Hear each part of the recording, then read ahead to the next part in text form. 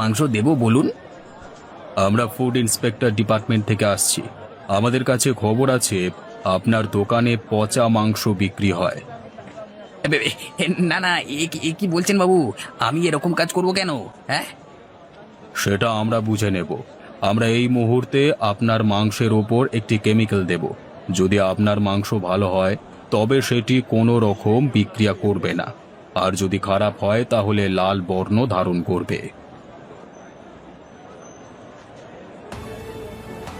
আপনি বললেন আপনি পচা মাংস বিক্রি করেন না, কিন্তু এখানে তো প্রমাণ অন্য কিছু বলছে।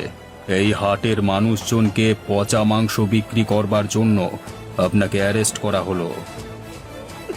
আমাকে ছেড়ে দিন বাবু, আমাকে ছেড়ে দিন। এবারের মতো একটা সুযোগ দিন বাবু। আমি আর জীবনে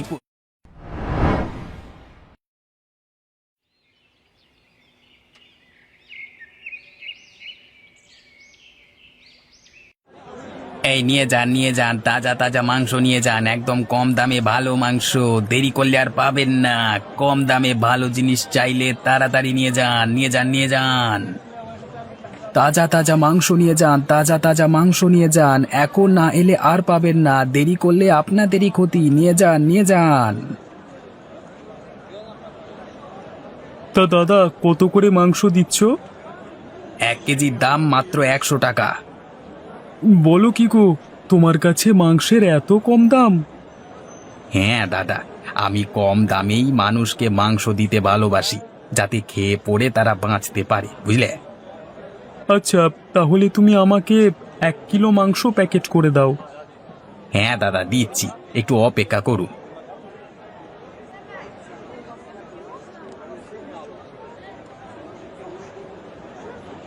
এই তো, এভাবেই ফুসলিয়ে ফাসলিয়ে মাংস সবাইকে গতিয়ে দিতে পারলেই আমাকে আর পেছনে ঘুরে দেখতে হবে না। প্রচুর টাকা লাভ করব আমি। তা বাবা, মাংস কত করে দিচ্ছ? তাজা মাংস 180 টাকা প্রতি কিলো। তা কতটুকু দেব আপনাকে? বলো কি গো ভায়া, ওদিকে সুখেন তো 100 টাকা প্রতি কিলো মাংস দিচ্ছে, আর তুমি দিচ্ছ 180 টাকা। এ তো রীতিমতো দিনে দুপুরে ডাকাতি।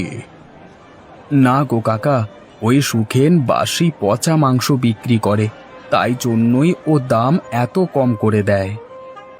আরে রাখো তোমার তাজা মাংস। সকালবেলায় মিথ্যে কথা বলবার জায়গা পাওনি? যদি পচা মাংসই দেবে তাহলে ওর দোকানেই এত ভিড় কেন?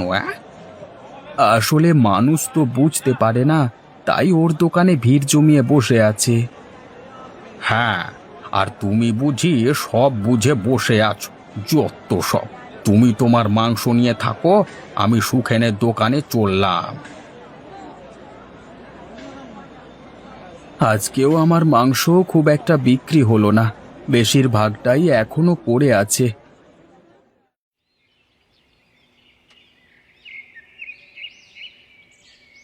গিন্নি, গিন্নি, কোথায় গেলে তুমি?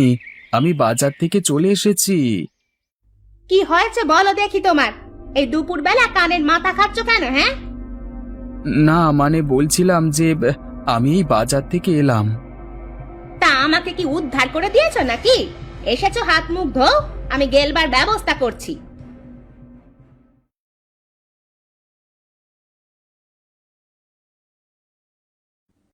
কই গো গিন্নি, কতক্ষণ বসে থাকবো? এবার তো খাবারটা নিয়ে এসো।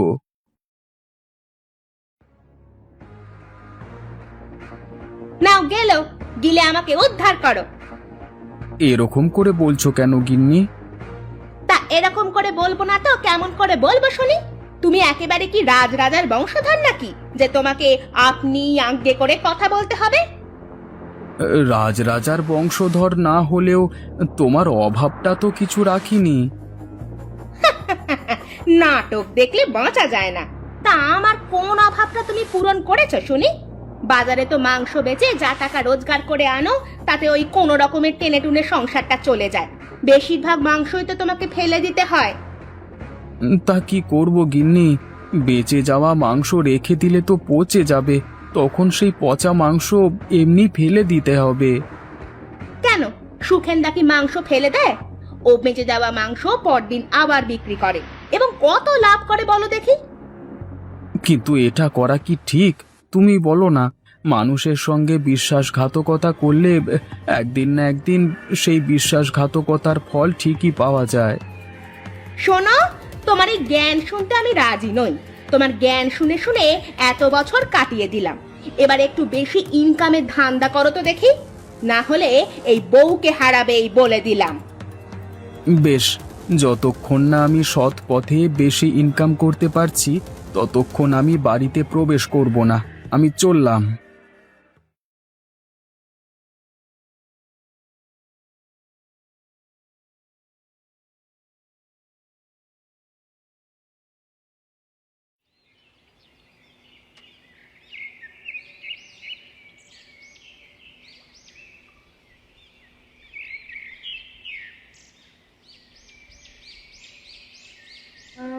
আজকে আমার স্ত্রী আমাকে এইভাবে অপমান করলো।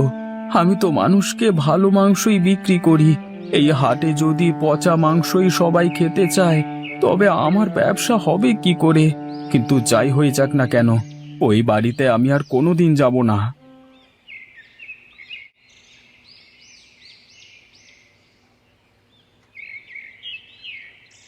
আরে, আমি তো এখানে শুয়েই ঘুমিয়ে পড়েছিলাম। এখন যে সন্ধ্যা হয়ে গেল, এখন আমি যাব কোথায়? রাতটা এই জঙ্গলে থাকা কি নিরাপদ হবে? হ্যাট হ্যাট হ্যাট হ্যাট হ্যাট হ্যাট। আরে চল চল, জলদি চল। আরে গোপালদা নাকি? আরে এই সময় তুমি এখানে কি করছো? সন্ধ্যা হতে চললো তো। আর বলো না ভাই, ঘরে স্ত্রীর সাথে অশান্তি করে আমি ঘর ছেড়ে চলে এসেছি। বলো কি গো, এখন তুমি যাবে কোথায়? যাবার তো কোথাও জায়গা নেই ভাই। দেখি, রাতটা মনে হয় জঙ্গলেই কাটাতে হবে। না না, তা বললে কি হয় নাকি? আমার বাড়ি থাকতে তোমার এই জঙ্গলে রাত কাটানোর কোনো মানে হয় না। তুমি গরুর গাড়িতে উঠে বসো। হ্যাঁ, মুখ দেখে তো মনে হচ্ছে সকাল থেকে নাওয়া খাওয়া হয়নি। চলো আমার সঙ্গে চলো। হ্যাট হ্যাট হ্যাট হ্যাট হ্যাট, চল চল, জলদি চল।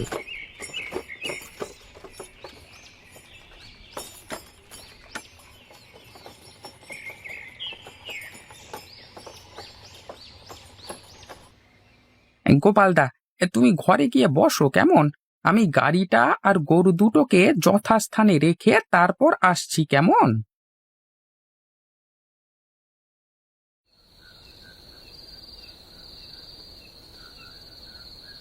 হ্যাঁ গোপালদা, এবার বিষয়টা বলো দেখি। তুমি হঠাৎ বাড়ি ছেড়ে চলে এলে কেন? কি আর বলবো ভাই, আমার রোজগার তেমন একটা হয় না। স্ত্রীর কোনো ইচ্ছেই আমি পূরণ করতে পারি না, তাই এই অশান্তি। কেন গো গোপালদা, তুমি একজন সৎ ব্যবসায়ী, তোমার এরকম হাল হলো কি করে? আমি সৎ হলে কি হবে? ওই সুখেন আমাদের বাজারটাকে পচা মাংসের হাট বানিয়ে দিয়েছে। মানুষকে কম দামে পচা মাংস খাইয়ে খাইয়ে অভ্যস্ত করে তুলেছে। আচ্ছা, বুঝতে পেরেছি।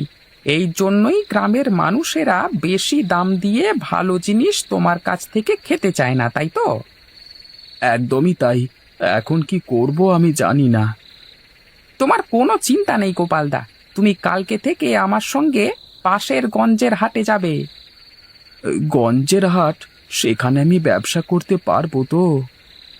আরে আমার মতো লোক যদি সেখানে এই সকাল থেকে সন্ধে অবধি মালপত্র বইবার কাজ পায়, তাহলে তুমি ব্যবসা করতে পারবে না কেন? ওখানকার মানুষ খাঁটি জিনিস খেতে খুবই পছন্দ করে। বেশ, তাহলে তাই হোক। কাল থেকে বরং তোমার সাথে আমি যাব। ঠিক আছে, নাও নাও, এখন খেয়ে নাও। এখন খেয়ে দিয়ে শুয়ে পড়তে হবে, কালকে ভোরবেলায় উঠে গঞ্জে যেতে হবে।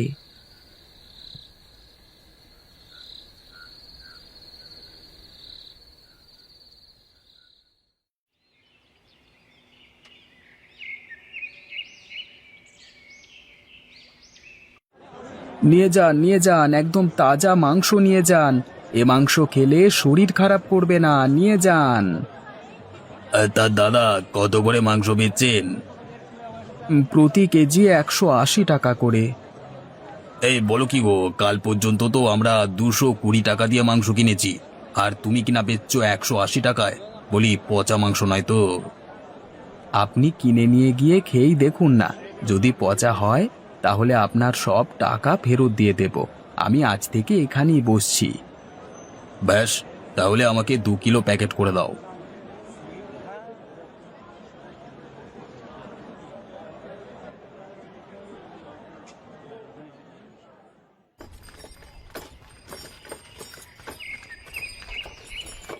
তা ব্যবসা কেমন হলো গোপালদা?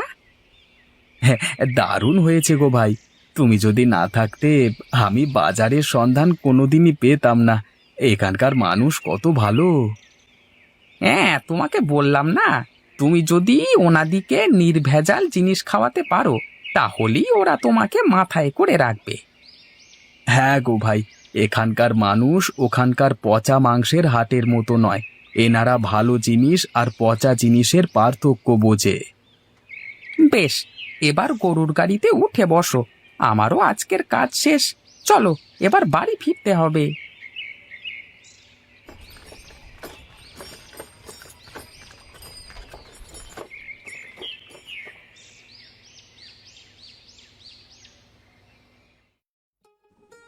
ওগো তুমি এসেছো? আমি চিন্তায় চিন্তায় রাতে ঘুমাতে পারিনি। কালকে আমার তোমার সাথে ওরকম ব্যবহার করা উচিত হয়নি গো। আরে গিন্নি, এতে তোমার কোনো দোষ নেই, সব দোষই আমার। এতদিন আমি পচা মাংসের হাটে আমার খাঁটি তাজা মাংস বিক্রি করছিলাম, তাই রোজগার সেরকম হতো না। কিন্তু আজ থেকে আর তেমনটি হবে না। কেন গো, তুমি কি মাংস ব্যবসা ছেড়ে দিলে? এই দেখো গিন্নি, আজকে কত টাকা ইনকাম করেছি। এ কি গো, এত টাকার ব্যবসা করেছো আজকে? আমার যে বিশ্বাসই হচ্ছে না। বিশ্বাস না করবার কিছু নেই গিন্নি। এখন চলো, খুব খিদে পেয়েছে, দুটো খেতে দেবে চলো। এখন থেকে তোমার সব ইচ্ছে আমি পূরণ করব।